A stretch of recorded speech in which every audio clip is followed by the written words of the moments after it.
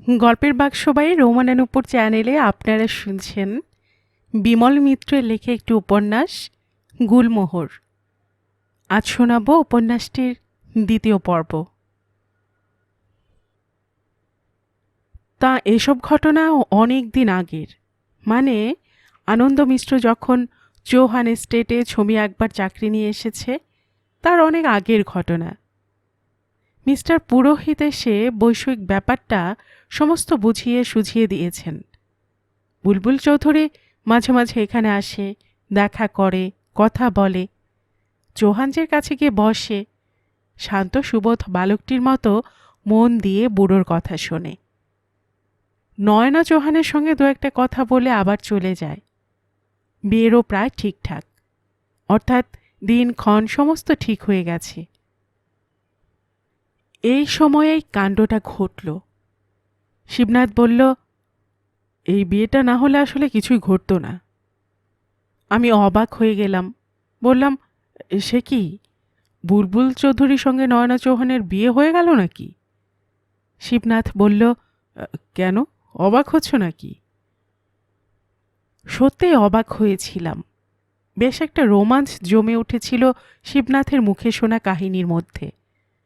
মনে মনে বেশ কল্পনা করে নিয়েছিলাম আর্টিস্ট আনন্দ মিশ্রের সঙ্গে নয়না চৌহানের একটা রোমান্স হবে, রসিয়ে রসিয়ে সেটা লিখব, আর মাঝপথেই বিয়েটা হয়ে গেল বুলবুল চৌধুরীর সঙ্গে। তাহলে আর আমার পাঠক পাঠিকারা এ উপন্যাস পড়বে কেন? শিবনাথ বলল, তা তুমি রোমান্স যত ইচ্ছে করে দাও না, আপত্তি কি? কেউ তো তোমায় বাধা দিচ্ছে না। আমি তো শুধু পয়েন্ট বলে যাচ্ছি।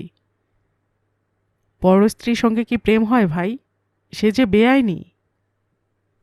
আরে আনন্দ মিশ্র তো এসব খবর জানতো না, নয়না চৌহানও তো জানতো না। যতক্ষণ জানাজানি না হয় ততক্ষণ আনন্দ মিশ্রের সঙ্গে নয়না চৌহানের প্রেম করিয়ে দাও। কি করে প্রেম করাবো? শিবনাথ বলল, সে ঘটনাও আছে। বললাম, কীরকম? শিবনাথ বলল, আরে সেই দিনই তো প্রেমটা শুরু হলো, যেদিন সেই অলকা বাগানে অজ্ঞান হয়ে পড়েছিল আর আনন্দ সেই মেয়েটার পেছন পেছন রাস্তায় বেরিয়ে গ্রামের দিকে গেল। কীরকম? শিবনাথ আবার বলতে লাগলো। নয়না চৌহান তখন অলকার মুখের উপর ঝুঁকে পড়েছে। যখন অলকা চোখ খুলল তখন প্রায় ঘণ্টাখানেক কেটে গেছে। মাথায় বরফ দেওয়া হচ্ছে অলকার। অলকা আস্তে আস্তে চোখ খুলতেই নয়না নিচু হয়ে জিজ্ঞেস করল, কী রে, কেমন আছিস? ওখানে অমন করে পড়ে গিয়েছিলি কেন? অলকার তখনও বোধহয় ভয় কাটেনি, চোখে মুখে আতঙ্ক লেগে আছে। বলল, আমি ভূত দেখেছিলাম দিদি। বলছিস কি তুই? হ্যাঁ দিদি, আমি জানি তুমি তখন ঘরের মধ্যে রয়েছ, কিন্তু তবু যেন ঠিক তোমার মতো একজন আমার সামনে এসে দাঁড়ালো। নয়না বলল, ধুর, তাই কি কখনো হতে পারে? হ্যাঁ দিদি, সত্যি বলছি, ঠিক তোমার মতো মুখ, তোমার মতো চোখ, তোমার মতো নাক, কান, সমস্ত। শুধু মনে হলো তুমি যেন আরো একটু রোগা হয়ে গেছো। তাই দেখে তো আমার মাথাটা ঘুরে গেল, আমি ঘুরে পড়ে গেলাম। নয়না চৌহান কথাটা শুনে কেমন যেন হতবাক হয়ে গেল, কিন্তু কিছু বললে না। নয়নার আয়াটা পাশে দাঁড়িয়েছিল। নয়না তাকে বলল, গুলাবি, তুই একটু বস তো এখানে, আমি এক্ষুনি আসছি। তারপর অলকার দিকে চেয়ে বলল, তুই চুপ করে শুয়ে থাক অলকা, আমি আসছি এক্ষুনি। বলে ঘর থেকে বেরিয়ে সিঁড়ি দিয়ে নিচে নেমে এলো। বারান্দার ঘরে তখন আলো জ্বালা হয়ে গেছে। সিঁড়ি দিয়ে নেমে একতলার হলঘর, তার বাইরে ঢাকা বারান্দা। বারান্দা দিয়ে সোজা চলতে চলতে কেমন একটু সংকোচ হলো, তারপর আবার চলতে লাগলো। বারান্দার একেবারে শেষ প্রান্তের ঘরটাতেই থাকে আনন্দ, কাকার আর্টিস্ট। আর্টিস্টের ঘরের সামনে এসে দাঁড়িয়েও কেমন আবার দ্বিধা হতে লাগলো। এই কিছুক্ষণ আগেই আর্টিস্টকে অনেক কথা বলেছে নয়না, মনে বড় ক্ষোভ হতে লাগলো। ক্ষমা না চাইলে বড় অন্যায় হয় যেন। পাশ দিয়ে একটা চাকর যাচ্ছিল। নয়না তাকে ডাকল, বলল, এই শোন এদিকে। চাকরটা কাছে এলো। নয়না বলল, দেখ তো ঘরের ভেতরে গিয়ে আর্টিস্ট বাবু আছেন কিনা, বলবে আমি একটু দেখা করতে চাই। ঘরের ভেতরে অন্ধকার। হয়তো আর্টিস্ট অন্ধকারে নিজের ঘরে চুপ করে বসে আছে। চাকরটা ভেতরে দেখে এসে বলল, না দিদিমণি, ভেতরে তো কেউ নেই। আর সঙ্গে সঙ্গে পেছনে যেন কার পায়ের শব্দ হলো। মুখ ফেরাতে দেখল আনন্দ। আনন্দও অবাক হয়ে গেছে নয়না চৌহানকে সেই অবস্থায় তার ঘরের সামনে দেখে। চোখে চোখ পড়তেই আনন্দ জিজ্ঞেস করল, এ কি আপনি? নয়না আনন্দের দিকে চেয়ে বলল, আপনার সঙ্গে একটা কথা ছিল। আমার সঙ্গে? হ্যাঁ। কি বলুন? আপনাকে আমি অযথা কড়া কথা বলেছিলাম, কিন্তু আপনি যা বলেছিলেন তাই ঠিক। অলকাও সেই কথা বলছিল। তাই নাকি? হ্যাঁ, সেও একজন মেয়েকে দেখে কেমন ভয় পেয়ে গিয়েছিল। সে জানতো আমি ঘরের মধ্যে রয়েছি। হঠাৎ ঠিক আমার মতো চেহারার আরেকজন মেয়েকে বাগানের মধ্যে দেখে ভয় পেয়ে অজ্ঞান হয়ে পড়েছিল। তাকে কিরকম দেখতে? ঠিকটাকি আমার মতন। আমার মতো মুখ, চোখ, নাক, কান সমস্ত। আনন্দও অবাক হয়ে গেল। বলল, কিন্তু সে কি করে হয়? আপনার কি কোনো বোন আছে? না। তাহলে অলকা কি আপনার একমাত্র বোন? না, অলকা তো আমার আপন বোন নয়। সে আমার দুঃসম্পর্কের মাসতুতো বোন। ওর বাপ মা কেউ নেই। আমি এ বাড়িতে একলা থাকি, তাই ওকে আমার কাছে রেখে দিয়েছি। আপনি যেন কিছু মনে করবেন না। আনন্দ বলল, না, আমি কিছু মনে করিনি। নয়না চলে যেতে যেতে বলল, আমি এই কথাটা বলতে এসেছিলাম। আনন্দ এগিয়ে গিয়ে বলল, আমারও একটা কথা আছে আপনার সঙ্গে। আপনি না এলে আমি হয়তো আপনার সঙ্গে দেখা করতে যেতাম আজ। কেন? আমি এই ব্যাপারে একটা কথা শুনে এসেছি। কি কথা? বাগানে যখন আপনারা সবাই অলকাকে নিয়ে চলে এলেন, আমার খুব সন্দেহ হলো। আমি দেখলাম ঠিক যেন আপনার মতো একজন মহিলা গেট পেরিয়ে চলে গেলেন। তারপর তারপর আমি পেছন পেছন গেলাম, কিন্তু খানিক দূরে গিয়ে কোথায় যে তিনি লুকিয়ে পড়লেন তার বুঝতে পারলাম না। তারপর এখানে চলে আসছি। আমার কিরকম সন্দেহ হলো। আমি রাস্তায় একজন লোককে জিজ্ঞেস করলাম কোনো মেয়েকে সেদিক যেতে দেখেছেন কিনা। ভদ্রলোক উল্টো দিক দিয়ে আসছিলেন। তারপর তারপর তিনি যা বললেন তা শুনে আরও অবাক হয়ে গেলাম। তিনি বললেন, একজন মেয়ে নাকি লখনৌর পাগলাগারদ থেকে বেরিয়ে এই নৈনিতালে এসেছে। তাকে খোঁজাখুঁজি করছে বুলবুল চৌধুরীর লোক। বুলবুল চৌধুরীর লোক? বুলবুল চৌধুরীকে বুঝতে পারলাম না। সে মেয়েটার চেহারাও যে কেন আপনার মতো তাও বুঝতে পারলাম না। তাই ভাবলাম কথাটা আপনাকে বলবো। আপনি হয়তো কিছু বুঝতে পারবেন। নয়না কি যেন খানিক্ষণ ভাবল, তারপর মুখ তুলে বলল, লোকটা কে? তা জানি না, রাস্তার ভদ্রলোক। তার নাম ধাম কিছু জিজ্ঞেস করিনি আমি। কিন্তু আরেকটা মেয়ের চেহারা আমার মতো হতে যাবে কেন? তা আমি কেমন করে বলবো বলুন? আমি তো এখানকার নতুন লোক। আমি আগে কখনো এদিকে আসিনি। আমার মনে হয় এর পেছনে কোনো রহস্য আছে। কী রহস্য? আনন্দ বলল, তা আমি জানি না, কিন্তু আমার বড় ভয় করছে। ভয় করছে কেন? কি জানি কেন ভয় করছে। আমার অবশ্য এ বিষয়ে কিছুই বলা উচিত নয়। আমি আপনাদের পরিবারের বাইরের লোক। আমি দুদিনের জন্য এখানে এসেছি। দুদিন পরে কাজ শেষ হলে আবার চলে যাব। কিন্তু আমার একটা অনুরোধ আপনি রাখবেন। কি বলুন? আপনি একটু সাবধানে থাকবেন।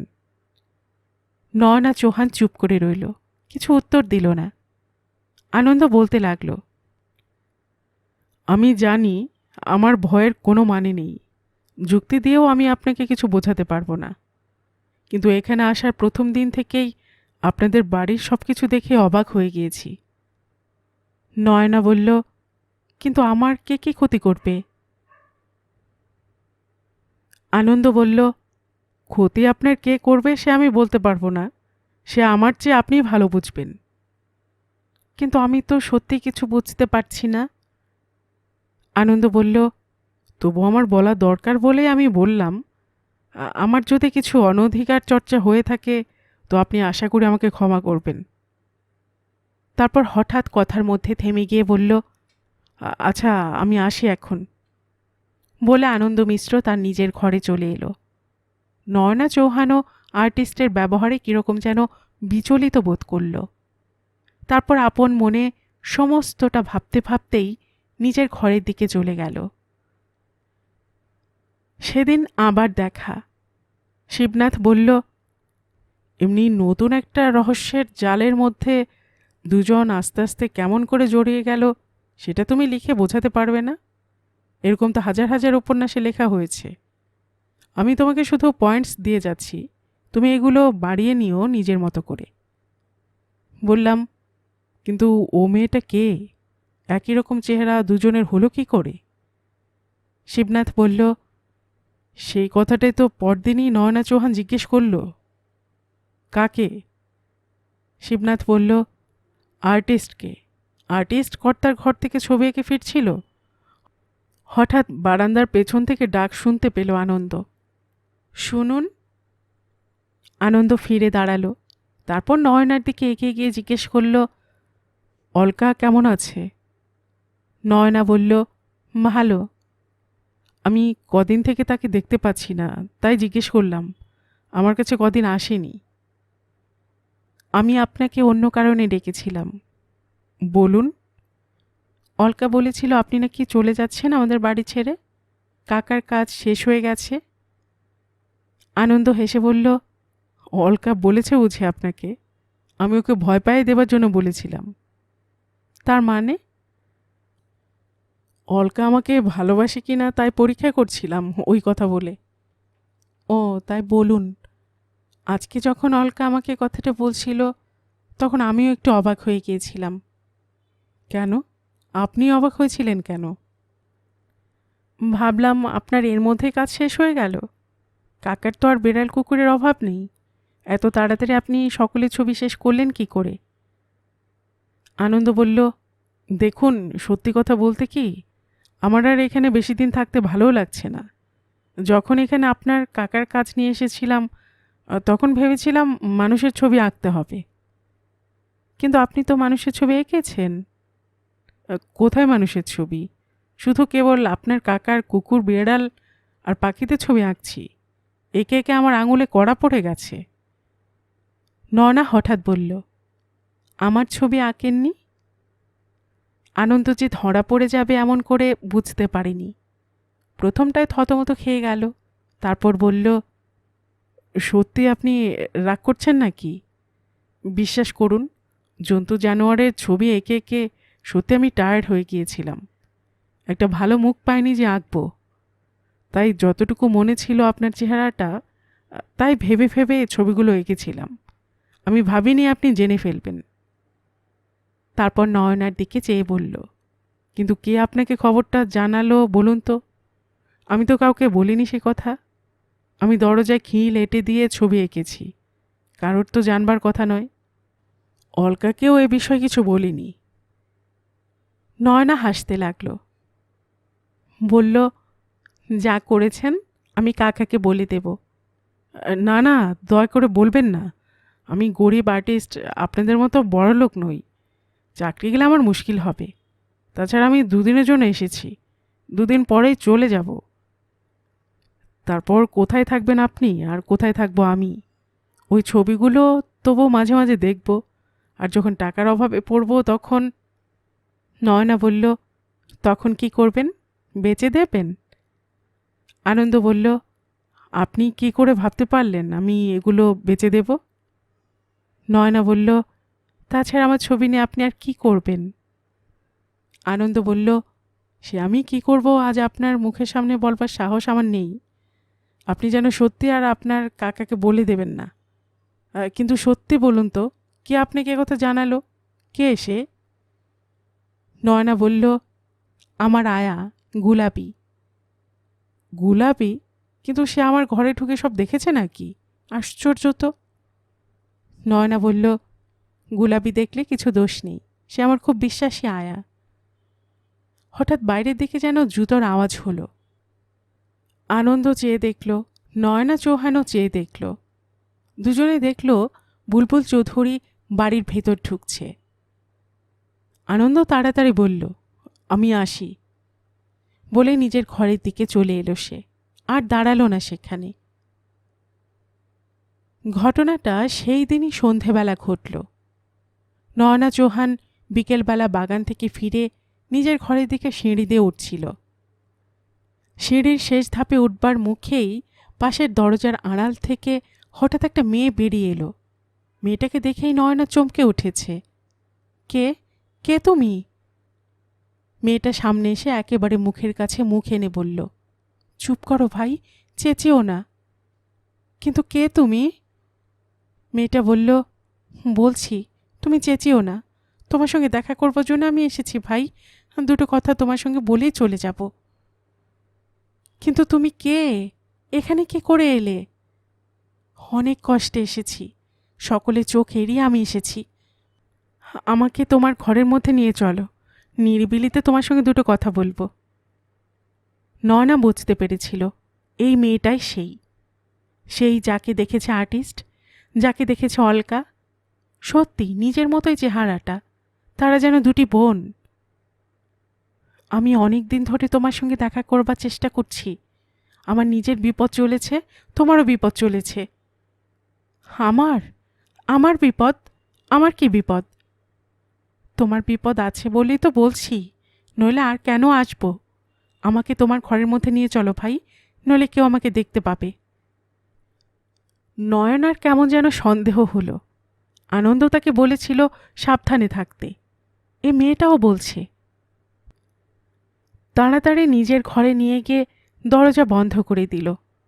ভেতরে ঢুকে মেয়েটা বলল, বিশ্বাস করো ভাই, তোমার ভালোর জন্য আমি এসেছি। তুমি আমাকে চেনো না, কিন্তু আমি তোমাকে চিনি। কি করে চিনলে? সব কথা বলার সময় নেই। তুমি বোধহয় জানো না তোমার বিয়ের কথা হচ্ছে। আমার বিয়ে? নয়না অবাক হয়ে গেল, বলল, কে বললে তোমাকে? আমি সব জানি। বুলবুল চৌধুরীকে চেনো তো? কাঠগুদমের ধর্মেন্দ্র চৌধুরীর ছেলে বুলবুল চৌধুরী। সে আসলে বুলবুল চৌধুরী নয়। তার মানে? হ্যাঁ, আমি যা জানি সব তোমাকে বলে যাই। আমাকে সেই লোকটা পাগলা কারোতে পুড়ে রেখেছিল। আমি পালিয়ে এসেছি সেখান থেকে। আমার সর্বনাশ করেছে সে, এবার তোমারও সর্বনাশ করবে। কথা বলতে বলতে মেয়েটার চোখ দুটো যেন কেমন ঘুরতে লাগলো। সত্যি পাগল নাকি মেয়েটা? বাইরে হঠাৎ দরজায় কে ঘা দিল। শুনে মেয়েটা চমকে উঠল, বলল, এখন কি হবে এ ঘরে যদি কেউ আসে? কিন্তু তুমি কে? তোমার নাম কি? তোমার চেহারা ঠিক আমার মতন কেন? সব বলবো তোমাকে, সব বলতেই তো এসেছি ভাই। বিশ্বাস করো, আমি পাগল বলে আমাকে মিছিমিছি আটকে রেখেছে। দরজায় আবার ঘা পড়ল। নয়না চেঁচে জিজ্ঞেস করল, কে দরজা ঠেলছে? আজ আমি যাই ভাই, আমাকে কোথাও লুকিয়ে রাখো ভাই, আমি ধরা পড়ে যাব। ধরা পড়ে গেলে আমাকে ওরা পাগলা গারোতে পুড়ে ফেলবে। কি হবে তখন? এবার আর সন্দেহ রইল না নয়নার, মেয়েটা নিশ্চয় পাগল। তারপর পাশের বারান্দার দরজা খুলে দিয়ে বলল, তুমি এখানে লুকিয়ে থাকো, আমি দরজাটা খুলে দেখি কে। মেয়েটাকে বারান্দায় বার করে দিয়ে নয়না অন্য দরজাটা খুলে দিল। গোলাপি? কে গোলাপি? দরজা ঠেলছিলি কেন রে? গোলাপি বলল, চৌধুরী সাহেব এসেছে দিদিমণি, আপনাকে ডাকছেন। নয়না বলল, তুই বলে দে, এখন দেখা করবার সময় নেই আমার। কাকাবাবু ডাকতে বলে দিলেন আপনাকে। ডাকুক কে কাকাবাবু, আমি যাব না, যেতে পারবো না। এরপর আর কিছু বলবার সাহস হবার কথা নয়। তবু গোলাপি দাঁড়িয়ে রইল। যা এখান থেকে, যা বলছি। গোলাপি চলে গেল। দরজায় খিল দিয়ে পাশের দরজাটা খুলে বারান্দাটার দিকে গেল নয়না। মেয়েটাকে সেখানেই লুকিয়ে থাকতে বলেছিল, কিন্তু অন্ধকারে কাউকে দেখতে পেল না। এদিক ওদিক খুঁজল, পাশ দিয়ে নিচে যাবার সিঁড়ি, সেই সিঁড়ি দিয়ে নিচে নেমে গেল নাকি? হয়তো ভয় পেয়ে গেছে। নয়না সিঁড়ি দিয়ে নিচে নামল। তারপর সদর হল পেরিয়ে একেবারে পোর্টিকোর কাছে এসে দাঁড়িয়ে দেখল কোথাও নেই মেয়েটা। সত্যি মেয়েটা পাগল নাকি? অনেকক্ষণ দাঁড়িয়ে রইল নয়না সেখানে। বুলবুল চৌধুরী গাড়িটা দাঁড়িয়ে রয়েছে পোর্টিকোর তলায় তখনও। দু একজন চাকর বাকর আশেপাশে ঘোরাঘুরি করছিল। একবার তাদের জিজ্ঞেস করতে ইচ্ছে হলো নয়নার, কিন্তু দরকার নেই। হঠাৎ পেছন থেকে বুলবুল চৌধুরীর গলার শব্দে চমকে উঠেছে নয়না। বুলবুল চৌধুরী বড় শান্তশিষ্ট বিশিষ্ট ভদ্রলোক। নয়নার সঙ্গে যখনই কথা বলে বেশ সমীহ করে কথা বলে। এ কি, তুমি এখানে? নয়না চাইল একবার মুখ তুলে। আমি অনেকক্ষণ এসেছি। গুলাবি বলছিল তুমি খুব ব্যস্ত আছো, তাই আর তোমাকে বিরক্ত করিনি। তা কাউকে খুঁজছো নাকি? নয়না শুধু বলল, না তো। তবু বুলবুল চৌধুরীর নড়বার নাম নেই, যেন দাঁড়িয়ে দুদণ্ড কথা বলতে চায় নয়নার সঙ্গে। একটু থেমে বলল, কালও এসেছিলাম, জানো বোধ হয়। নয়না বলল, কই শুনিনি তো। বুলবুল চৌধুরী বলল, কাকাবাবু বড় পীড়াপিড়ি করেন আসবার জন্য, তাই আসা। অথচ আমারও তো অনেক কাজ, না এলেও আবার উনি রাগ করেন। তারপর আবার একটু হেসে বলল, নতুন একটা ফরেস্ট কিনেছি, শুনেছ বোধ হয়। নয়না বলল, না। সে কি, আমি তো কাকাবাবুকে বলে গেছি সেদিন। 1.5 লাখ টাকা দাম নিল। তা নিক, আমি ওই ফরেস্ট থেকেই 10 গুণ প্রফিট তুলে নেব। এই নিয়ে তো 3টে ফরেস্ট কেনা হলো এই কমাসে। এরকম আরও অনেক কথা বলে চলল বুলবুল চৌধুরী। লাখ ছাড়া কথা বলে না বুলবুল চৌধুরী। বুলবুল চৌধুরী যখন আসে এই বাড়িতে, তখন লাখের কথা শুনিয়ে যায়। শোনবার লোক নেই কেউ, তবু শোনায়। কথা বলে যখন বোঝে যে কেউ তার কথা শুনছে না, তখন বলে, আচ্ছা আসি নয়না। কখনো বলে, ছোটবেলার কথা তোমার মনে পড়ে নয়না? নয়না বলে, না।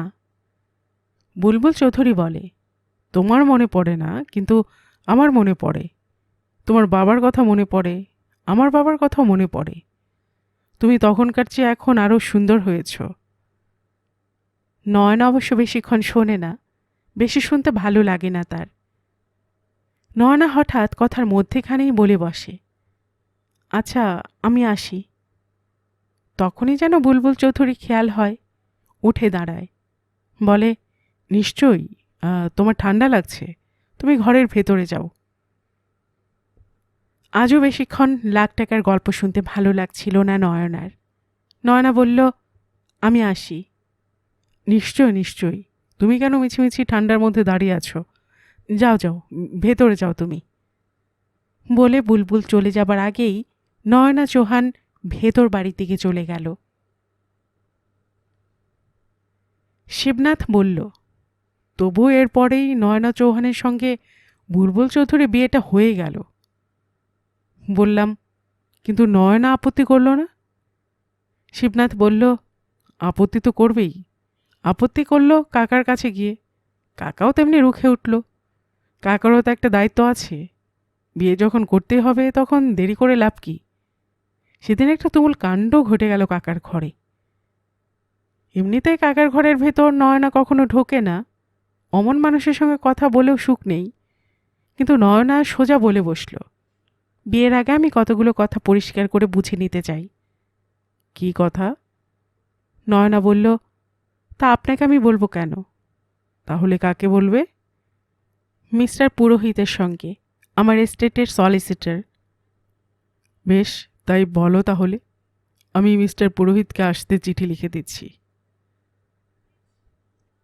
মিস্টার পুরোহিত এই চৌহান ফ্যামিলির পুরনো সলিসিটর, এককালের আত্মা চৌহানের বন্ধুও বটে। এই নয়নাকে জন্মাতে দেখেছেন তিনি। এই নয়নার গুলমোহর এস্টেটের তদারকি করেও আসছেন এতদিন, ঠিকমতো হিসেব দিয়ে যাচ্ছেন, ব্যাংকের টাকার হিসেবও রাখছেন। তিনি বলতে গেলে এ বাড়ির একমাত্র শুভাকাঙ্ক্ষী, নইলে আশিস চৌহানের হাতে থাকলে কবে নষ্ট হয়ে যেত। চিঠি পেয়ে তিনি এলেন। বুলবুল চৌধুরীকেও তিনি ডেকে পাঠালেন। তিনজনে ঘরের ভেতর কি আলোচনা করতে লাগলেন কেউ জানে না। আনন্দ এ সব কিছু জানত না। রোজ যেমন সময়ে সে কর্তার ঘরে ছবি আঁকতে যায়, সেদিনও গিয়েছে। দরজা ঠেলতেই ঘরের ভেতর চৌহানজি খেঁকে উঠলেন। এ কি, তুমি তুমি আর আসবার সময় পেলে না? আনন্দ যেন কেমন থমকে দাঁড়িয়ে পড়ল। ঠিক এই সময় আসতে হয়? দেখছো নয়নার বিয়ে নিয়ে কনফিডেন্সিয়াল কথা বলছি বুলবুল চৌধুরীর সঙ্গে। চৌহানজি মিস্টার পুরোহিতের দিকে চেয়ে জিজ্ঞাসা করলেন, কতক্ষণ সময় লাগবে মিস্টার পুরোহিত? আনন্দের কানে তখন কোনো কথাই ঢুকছে না। কেন সে এই সময় এসে পড়ল এখানে? যেন সে চলে যেতে পারলেই বাঁচে। বলল, আমি পরে আসবো ক্ষণ, বলে বাইরে চলে এলো। তাড়াতাড়ি বাইরে এসে সিঁড়ি পেরিয়ে নিজের ঘরে আসছিল। অলকা পেছন থেকে ডাকল, আর্টিস্ট, ও আর্টিস্ট। অন্যদিন অলকাকে দেখলে আনন্দ আদর করত, কথা বলতো। সেদিন আর কোনো কথা না বলে সোজা নিচে নেমে এলো। নিচে এসে বারান্দা পেরিয়ে নিজের ঘরে ঢুকে পড়ল। অলকা অবাক হয়ে গেল আর্টিস্টের ব্যবহার দেখে। অলকাও ঢুকল ঘরের ভেতর। কতদিন এমনি করে অলকা আর্টিস্টের ঘরে ঢুকেছে, তারপর দুজনে মিলে কত গল্প জুড়ে দিয়েছে। সেদিন কিন্তু আর্টিস্ট তাকে দেখতেই পেল না। অলকা বিছানার কাছে সরে এলো। আনন্দ তখন বিছানায় শুয়ে বালিশে মুখ গুজে রয়েছে। অলকার মনে হলো আর্টিস্ট নিশ্চয় রাগ করেছে। কাছে গিয়ে ডাকল, আর্টিস্ট। আর্টিস্ট তবু উত্তর দিল না। অলকা আরও কাছে গিয়ে মুখ নিচু করে বলল, আমার উপর রাগ করেছ বুঝি তুমি আর্টিস্ট? তবু আর্টিস্ট উত্তর দেয় না। আমি কি করেছি বলো না? আমি তোমার কথা দিদিকে তো আর কিচ্ছু বলি না। আর্টিস্ট তবু মুখ তোলে না। অলকা আর্টিস্টের মুখের কাছে মুখ এনে বলল, সত্যি বলছি আর্টিস্ট, দিদিকে তোমার কথা আর কিচ্ছু বলবো না, আমি কথা দিচ্ছি। হঠাৎ আনন্দ অলকাকে দুই হাতে জড়িয়ে ধরে আদর করতে লাগল। এমন আদর কখনো করেনি সে অলকাকে। অলকাকে দুই হাতে জড়িয়ে একেবারে যেন পিষে ফেলতে লাগলো নিজের বুকের মধ্যে। অলকাও বলতে লাগলো, আমি আর কোনো কথা দিদিকে বলবো না, এই তোমায় কথা দিচ্ছি আর্টিস্ট, কথা দিচ্ছি। শিবনাথ বলল, পয়েন্ট বলতে গিয়ে দেখছি তোমাকে সব কিছুই বলে ফেলছি, কিন্তু এবার আর ওসব বলবো না। উপন্যাস লেখবার সময় তুমি তোমার খুশিমতো সব কিছু মিশিয়ে নিও। আমি মোটামুটি গল্পটা বলে খালাস। মিস্টার পুরোহিত আমাদের লখনৌর নামজাদা লয়ার। তিনি বুলবুল চৌধুরীর কাছে সব জিনিসটা খুলে বললেন, তোমার সঙ্গে নয়নার বিয়ের তো সব ঠিকই হয়ে আছে, সে আমি জানি। আমি নিজেই আত্মা চৌহানের উইল তৈরি করেছি। তোমার বাবা ধর্মেন্দ্র চৌধুরীর সঙ্গে আত্মা চৌহানের যে ফ্রেন্ডশিপ ছিল তাও আমি জানি, কিন্তু এখন একটা গণ্ডগোল হয়েছে। বুলবুল চৌধুরী বলল, আপনি বলুন কি গণ্ডগোল? মিস্টার পুরোহিত বললেন, নয়না আমাকে কতগুলো কথা তোমাকে জিজ্ঞেস করতে বলেছে। কি কথা? একটা মেয়ে হঠাৎ নয়নার সঙ্গে এসে দেখা করেছে, তাকে অনেকটা নাকি নয়নার মতন দেখতে। কে এসে? তারপর বলুন, আমি সব কথার জবাব দেব। সে মেয়েটা নয়নাকে বলে গেছে যে তুমি নাকি তাকে পাগল বলে পাগলা কারোতে পড়ে রেখেছ। সে নয়নাকে বলে গেছে যে নয়না যেন তোমাকে বিয়ে না করলে তারও সেই দশা হবে। এই কথার জবাব দাও তুমি। বুলবুল চৌধুরী বলে উঠল, তাই নাকি? এসব কথা তো আমি শুনিনি। মিস্টার পুরোহিত বললেন, আপনাকে বলে কোনো কাজ হবে না বলেই আমাকে বলেছে। আমি এর জবাব না পেলে নয়নার সঙ্গে আপনার বিয়ের ব্যবস্থা করতে পারি না। আমি নয়নার শুভাকাঙ্ক্ষী। নয়নার কোনো বিপদ হয় তা আমি চাই না। বুলবুল চৌধুরী বললেন, তা আমিও চাই না কাকাবাবু। মনে যদি কারো সন্দেহ উঠে থাকে তো তা পরিষ্কার করে নেওয়াই ভালো। মিস্টার পুরোহিত জিজ্ঞেস করলেন, ও মেয়েটি কে? কোন মেয়েটি? ওই যে মেয়েটি নয়নার সঙ্গে দেখা করে অত কথা বলে গেছে। বুলবুল চৌধুরী বলল, ও আমারই বাড়ির একটা বুড়ি ঝিয়ের মেয়ে। ওর মাথা খারাপ হবার পর আমি ওকে লখনৌতে একটা পাগলাগারোতে রেখে দিয়েছিলাম। সেখান থেকে সে সম্প্রতি পালিয়েছে। ওর জন্য আমার মাসে 300 টাকা খরচা হয়, তা জানেন। কিন্তু ওকে ঠিক নয়নার মতো দেখতে কেন? দেখুন, সেটা আমি কি করে বলবো। বুড়িটার চরিত্র সম্বন্ধে আমার কোনো জ্ঞান নেই, কারণ আমি ছোটবেলা থেকেই মার সঙ্গে বিলেতে ছিলাম। এতদিন পরে এসেছি এখানে, তখনকার কথা আমার বিশেষ কিছুই মনে নেই। মিস্টার পুরোহিত এতটুকুতেই ছাড়বার পাত্র নন। বললেন, কিন্তু তোমার কথা যে অভ্রান্ত তার প্রমাণ কি? আমি লয়ার মানুষ, আমার ক্লায়েন্টকে আমি কি যুক্তিতে বোঝাবো? তার প্রমাণ আমি আপনাকে দেব, আপনি যদি চান আজই আমার সঙ্গে চলুন। কোথায়? আমার বাড়িতে, চৌধুরী লজে। ওই জানকীর মা সেখানে আছে। বুড়ি এখন চোখে ভালো দেখতে পায় না, তার সঙ্গে এ বিষয়ে আপনি কথা বলবেন। শিবনাথ বলল, যেদিন নয়না চৌহান কোর্টে এসেছিল সেদিন সে জানকীর মাও এসেছিল উইটনেস হয়ে। উকিল জিজ্ঞেস করল, ওই যে ওপাশে বসে আছে যে মেয়েটি, ওকে আপনি চেনেন? বুড়ি বলল, হ্যাঁ, আমি ওকে চিনি। ও আমার মেয়ে জানকী। তুমি ঠিক জানো যে ও আত্মা চৌহানের মেয়ে, নয়না চৌহান নয়? না হুজুর, ও আমারই মেয়ে। তোমার মেয়ে পাগল হয়ে গিয়েছিল? হ্যাঁ হুজুর, ছোটবেলা থেকে ওর মাথাটা খারাপ হয়ে গিয়েছিল। ওই মেয়েকে নিয়ে আমি বড় মুশকিলে পড়েছিলাম। আসামি কি তোমার মেয়ে জানকীকে জোর করে পাগলাগারোতে পড়ে রেখেছে? হ্যাঁ, না হুজুর, জোর করে করবেন কেন? আমার মেয়ের জন্য চৌধুরী সাহেব নিজের পকেট থেকে মাসে মাসে 300 টাকা খরচ করে আসছেন। জানকী এই জেরার সময় সব শুনছিল। কোর্টের মধ্যে সে হঠাৎ চিৎকার করে উঠল, না না, সব মিছে কথা। আমি জানকী নই, আমি নয়না চৌহান। আমার বাবার নাম আত্মা চৌহান। আমি গুলমোহর এস্টেটের মালিক। জানকী চিৎকার করে উঠতে কোর্টের পুলিশ পাহারাদাররা এসে তাকে বাইরে সরিয়ে নিয়ে গেল। আর তারপর সেদিনকার মতো কোর্টে অ্যাডজন্ড হয়ে গেল। বললাম, তারপর? শিবনাথ বলল, কিন্তু এ তো সমস্ত পরের ঘটনা। এর আগের ঘটনাও তো কিছু তোমাকে বলা দরকার। প্রপার্টি নিয়ে যে কত কেলেঙ্কারি আজও ঘটে তার প্রমাণ পাওয়া গেল ভাই এই মামলায়। মানুষের সঙ্গে মানুষের সম্পর্ক যে আজ কত জটিল হয়ে উঠেছে, এ মামলা যেন তারই স্যাম্পল। অথচ আর্টিস্ট আনন্দ মিশ্র না থাকলে বোধহয় এ মামলার রহস্য চিরদিন ধামাচাপা পড়ে থাকত। তারপর একটু থেমে শিবনাথ বলল, অবশ্য এর জন্য আরও একজনের বাহাদুরি আছে। সে নয়না চৌহানের আয়া গুলাবি। সে প্রতিদিন প্রতি মুহূর্তে নয়না চৌহানের সঙ্গে এক বাড়িতে থেকে এসেছে। সে জানত নয়না চৌহানের মনের কথাগুলো। সে জানত আনন্দ মিশ্রের সঙ্গে কেমন করে দিনের পর দিন আস্তে আস্তে নয়নার একটা সম্পর্ক গড়ে উঠেছে। আনন্দ মিশ্রকেও আমি কোর্টে সাক্ষ্য দিতে দেখেছি।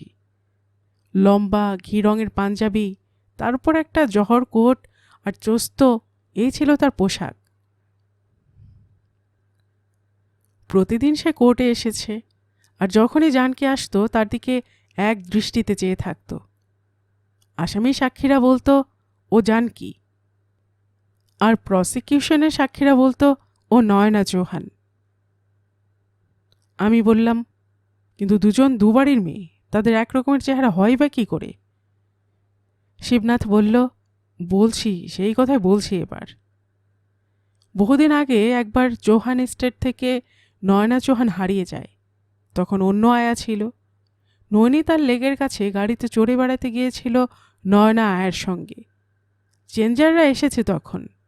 বোটে করে বেড়াচ্ছে চেঞ্জারদের দল। হঠাৎ আয়ার নজরে পড়ল নয়না নেই। তার মাথায় তো বজ্রাঘাত। আত্মা চৌহান তখনও বেঁচে। খবরটা শুনে তিনি চমকে উঠলেন। একমাত্র মেয়ে তার। থানায় গিয়ে পুলিশকে নিজেই খবর দিলেন। শহরে গ্রামে তোলপাড় পড়ে গেল। আত্মা চৌহান মেয়ের ছবি দিয়েছিলেন পুলিশকে। সেই ছবি মিলিয়ে মিলিয়ে পরের দিন পুলিশ দুটি মেয়েকে না হাজির করে। একই রকম দেখতে, প্রায় একই বয়সের। একজন একটু রোগা আর একজনের একটু স্বাস্থ্য ভালো। দুজনকে চৌহানজির এস্টেটে নিয়ে এসে বলল, বলুন কোনটি আপনার মেয়ে? সকলেই তো অবাক, এমন তো হয় না। তারপর যখন শুনলেন ধর্মেন্দ্র চৌধুরী বাড়ির এক ঝিয়ের মেয়ে, তখন সমস্ত জিনিসটা স্পষ্ট হয়ে গেল, সব মনেও পড়ে গেল। তাড়াতাড়ি গাড়ি করে পাঠিয়ে দিলেন কাঠগুদামের ধর্মেন্দ্র চৌধুরী বাড়িতে। কোর্টে মামলা না উঠলে সেদিনকার এই ঘটনার কথা কারো কানেই যেত না। কিন্তু তবু তো এ প্রসিকিউশনের এভিডেন্স। আসামি পক্ষ এই ঘটনা নিয়ে কোনো উচ্চবাচ্য করল না। বহুকাল আগের ঘটনা, সুতরাং এই ঘটনার ফেভারে ডকুমেন্টই বার করতে পারল না তারা। কোর্ট জানকীকে জিজ্ঞাসা করল, এই ঘটনার কথা তোমার কিছু মনে পড়ে? জানকী বলল, না। শেষকালে আনন্দ মিশ্র উঠল সাক্ষ্য দিতে। আমি কিছুই বুঝতে পারছিলাম না শিবনাথের কথা। জিজ্ঞেস করলাম, আগে গোড়াটা না বলে শেষটা বলছো কেন? কোর্টে উঠল কেন মামলা? আর মামলাটাই বা কিসের? কে ফরিয়াদি, কে আসামি, কিছুই তো তুমি বললে না। শিবনাথ বলল, বলছি, সব তোমায় বলছি। অনেক দিনের মকদ্দমা তো, সব ব্যাপারটা ভালো রকম মনেও নেই আমার এখন। আর তোমাদের মতন তো আমি গল্পও লিখি না, তাই একটু গোলমাল করে ফেলছি। এবার শোনো। শিবনাথ আবার গল্পের গোড়ায় ফিরে গেল। সেদিন মিস্টার পুরোহিত নয়না চৌহানকে ডাকলেন। বললেন, আমি সব ভালো করে বুঝে নিয়েছি মা। আমি কাঠগুদামে গিয়ে সেই মেয়েটার মার সঙ্গে দেখা করেছি। তোমার কোনো ভয় নেই। কিন্তু কাকাবাবু, আপনি তো স্পষ্ট করে বলেছেন সব, যে শুধু বাবার ইচ্ছে ছিল বলেই আমি এই বিয়েতে মত দিচ্ছি। শুধু বাবার স্মৃতির উপর শ্রদ্ধার জন্য আমি ওর স্ত্রী হতে রাজি হচ্ছি। বলেছি মা, সবই তো বলেছি। বিয়ের পর তোমার ছোট বোন অলকাও তোমার কাছে থাকবে, তোমার আয়াও থাকবে। আর আপনি ভালো করে সব খোঁজখবর নিয়ে দেখেছেন তো? ভয়ের কিছু নেই? না মা, আমি সেই বুড়িটার সঙ্গে দেখা করেছি, যে তার মেয়েটা পাগল না। বুলবুল চৌধুরী ও জানকীর জন্য মাসে মাসে 300 টাকা খরচ করে নিজের পকেট থেকে। জানকীর মার কাছে তো শুনলাম মেয়েটা সত্যি পাগল, নইলে তোমার সঙ্গে দেখা করে এত কথা বলে।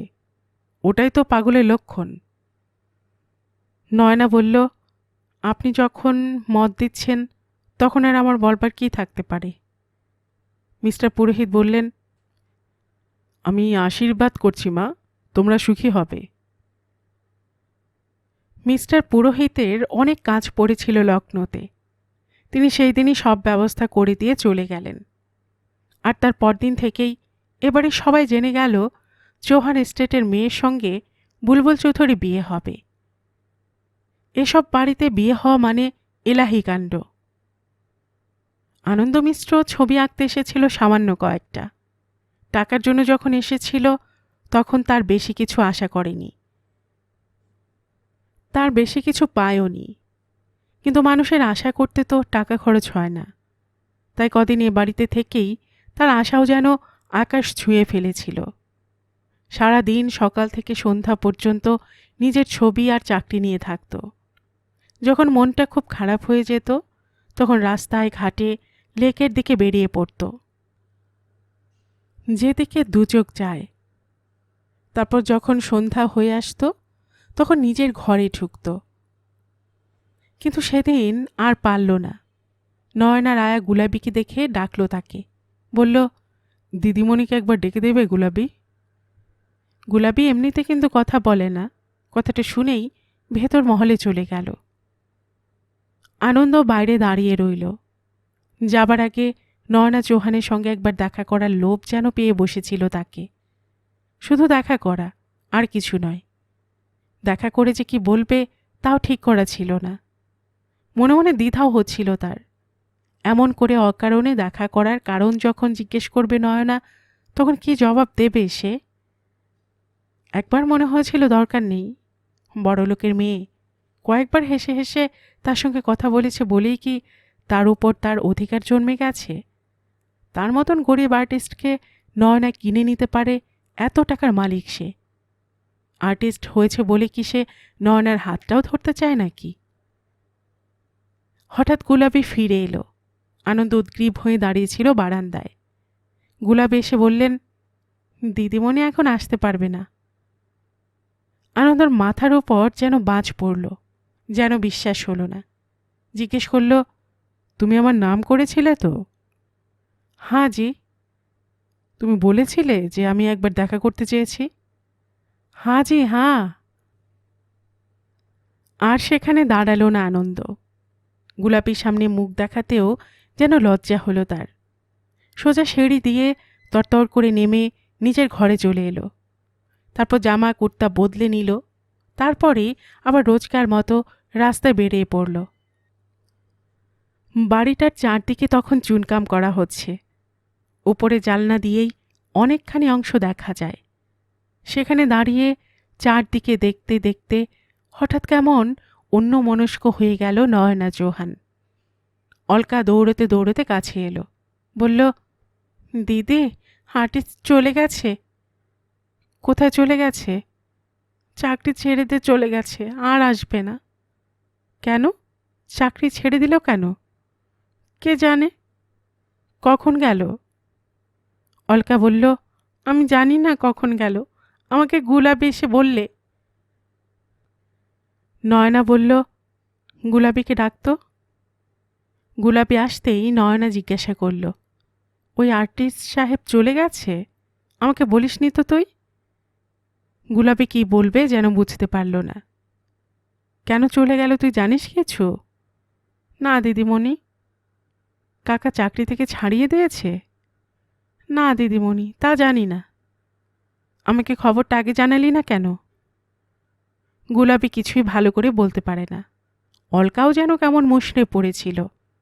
এতদিন ধরে একজন মানুষ ছিল, সে আজ নেই। বাড়িটা আবার যেন ফাঁকা হয়ে গেল। গুলাবি চলে যেতেই অলকা বলল, দিদি, আমি আর্টিস্টের ঘরে গিয়েছিলাম। কেন? এমনি গিয়েছিলাম, গিয়ে একটা জিনিস দেখে এলাম। কে জিনিস রে? অলকা বলল, চলো না, তুমি দেখতে পাবে। বল না কি? তুমি না গেলে বলবো না, আমার সঙ্গে চলো। এমন কিছু জিনিস নয়। তখন দুপুর। দিদিকে নিয়ে অলকা একতলায় গেল। আর্টিস্টের ঘরে সমস্ত ফাঁকা। কদিন আগেও যে এ ঘরে একজন মানুষ বাস করত, তার চিহ্ন তখনও রয়েছে। অলকা বলল, ওই আলমারির ভেতর। আলমারিটা খুলে অলকা দেখালো, এই দেখো। অলকা দেখল, নয়না চৌহানও দেখল। একটা রুমালে ছুঁচের কাজ করে আর্টিস্টকে দিয়েছিল নয়না, সেটা সেখানে রয়েছে। তার পাশে একটা শুকনো ফুলের তোড়া। ফুলের তোড়াটা অলকা নিজের হাতে আর্টিস্টকে দিয়েছিল একদিন। আর রয়েছে একটি ছবির বই। ছবির বইটা চেয়ে নিয়েছিল নয়নার কাছ থেকে। নয়নার লাইব্রেরি ঘরে একদিন বইটা দেখে আর্টিস্ট দেখতে চেয়েছিল। জিনিসগুলো সব পাশাপাশি সাজানো। তার আগে নজরে পড়েনি অলকার। একটা চিঠিও রয়েছে এক পাশে, তার উপর অলকার নাম লেখা। নিজের নাম দেখে অলকা চিঠিটা খুলে পড়তে লাগলো। আর্টিস্ট লিখেছে, স্নেহের অলকা, তোমাদের যা কিছু জিনিস আমার কাছে ছিল সব ফিরিয়ে দিয়ে গেলাম। তোমার দিদির জিনিসটা দিদিকে ফিরিয়ে দিও। তোমার দিদিকে বলো, যাবার আগে তার সঙ্গে দেখা করতে চেয়েছিলাম, কিন্তু তোমার দিদি আমার সঙ্গে দেখা করেনি। দেখা করার পেছনে আমার অন্য কোনো উদ্দেশ্য ছিল না। শুধু তোমার দিদির দেওয়া রুমালটা আর বইটা দেখা করে ফেরত দিতে চেয়েছিলাম তার হাতে। তাও আর সুযোগ পেলাম না। আর তোমার দেওয়া ফুলের তোড়া, ওটা শুকিয়ে গিয়েছে, ওটাও রেখে গেলাম। কারণ সমস্ত যখন রেখে গেলাম, তখন শুকনো ফুলের তোড়া নিয়ে কি আমার মন ভরবে? তুমি কিছু মনে করো না। ইতি। চিঠিটা পড়ে অলকা কেমন যেন হয়ে গেল। বলল, চিঠিটা আমি তখন দেখতে পাইনি দিদি। আর্টিস্ট খুব ভালো লোক ছিল না দিদি? নয়না চৌহান তখন ঘর থেকে বেরিয়ে আসছিল। তার মুখে তখন কোনো কথা নেই। অলকা বলল, তা আর্টিস্ট তোমার সঙ্গে দেখা করতে চেয়েছিল, তুমি দেখা করলে না কেন দিদি? নয়না বারান্দা দিয়ে চলতে লাগলো। বলল, তা তুইও তো ছিলি, তুই কেন দেখা করলি না? অলকা বলল, বাহারে, আমার সঙ্গে তো দেখা করতে চায়নি আর্টিস্ট, তোমার সঙ্গে এসে দেখা করতে চেয়েছিল। গল্পের বাক্সবাড়ি রোমানানুপুর চ্যানেলে এতক্ষণ আপনারা শুনছিলেন বিমল মিত্রের লেখা একটি উপন্যাস গুলমোহর এর দ্বিতীয় পর্ব। আর এতক্ষণ গল্প পাঠে আমি আপনাদের সাথে ছিলাম রোমানানুপুর।